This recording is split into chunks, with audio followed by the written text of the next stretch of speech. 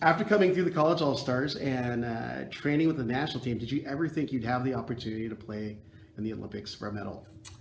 Definitely, I did not, like early on in college, the Olympics was barely on my radar as far as training with them.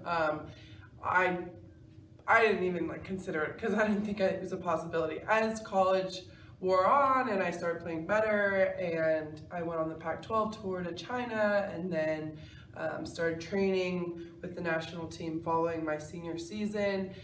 That was when it felt more real, and I kind of felt all of it like materializing. And that was when, I really formed that goal of like, I want to compete in Rio. And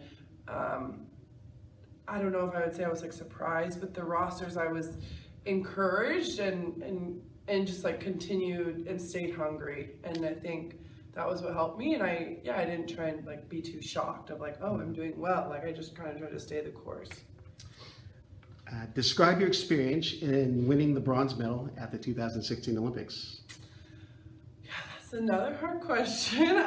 People ask me like, how was the Olympics? And I was like, I'm gonna need more than that. I'm gonna need more specificity. But in general, the winning the bronze medal specifically was a really sweet feeling. It wasn't obviously what we wanted, but that after we lost the semifinals, we regrouped, and it was like, okay, after we lost the semifinals, did I just say that? We regrouped and we said, all right, well, we have a really great challenge to move forward, and like, we can bounce back from this. And I think that was really cool about winning the bronze, was it was like this ability to be resilient and bounce back from a really, really heartbreaking loss. So yeah, that part was really sweet, and just to be up in the podium in any respect is obviously quite an honor and pretty surreal. After the 2016 Olympics, what led you to your decision to retire? I mean, I don't know if I ever felt like I was really retiring.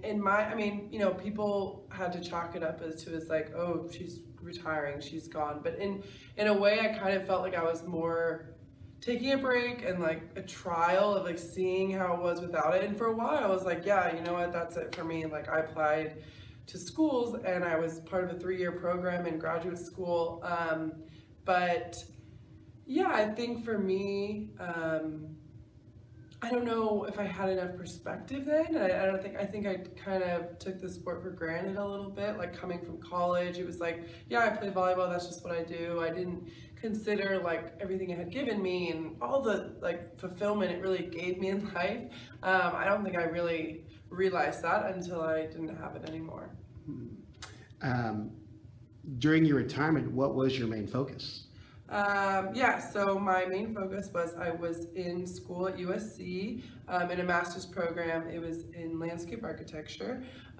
And yeah, I really enjoyed my program. It was really challenging because, I was thrown into a program with a bunch of design background people, and I had no design background. So it was a really cool challenge in that way. And I really enjoyed a lot of parts of it. But in the end, I kind of felt like the timing just wasn't right, and I felt like I was at this prime age where I, had physical capabilities where I wouldn't have those later in life potentially, and I can go back to school later in life if I want to. So I think that was like the main thing that really led me back from my program. When was that significant point that you said, you know what, I want to come back? Yeah, that is a great question. The significant point when I knew I wanted to come back, I met with Karch, I want to say in April or March or April, and we kind of like checked in about maybe coming back into the gym like in some capacity, but we didn't really have it quite dialed in. And then he told me, he said, I have to tell you, it's all or nothing. Like you're either in this 100% or you're not, because it's not good for anyone to have you half in, half out. So, if you're all in, you're all in, but if you're not, sorry, we can't have you in the gym.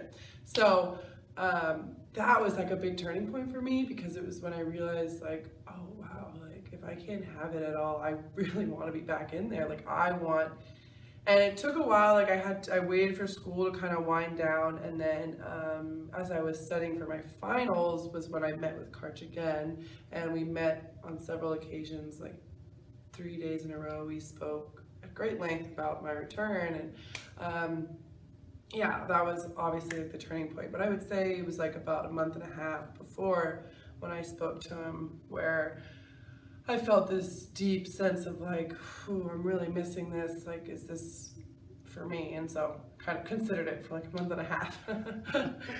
And then finally, this is technically your first big public outing with the women's national team. What's going through your mind? Is it different from before? Yeah, it totally feels different than before, and I think in a good way. Like I said, I feel like I've gained a whole new perspective with my time off, and in a way, I'm really grateful that I had that time because it's given me like this brand new perspective and enthusiasm for the sport that I don't think I had before. So playing, you know, it's a whole new group of girls. I haven't played with any of these girls before, so it's fun and it's really different. And yeah, I'm looking forward to just going out there and competing. And that was one of the main reasons I wanted to come back, was I just missed the competition. I didn't realize how competitive of a person I was until I didn't have it in my life, and I thought like, oh my gosh, I even like have this burning desire. So yeah, I'm excited to compete. Excellent. Thank you very much.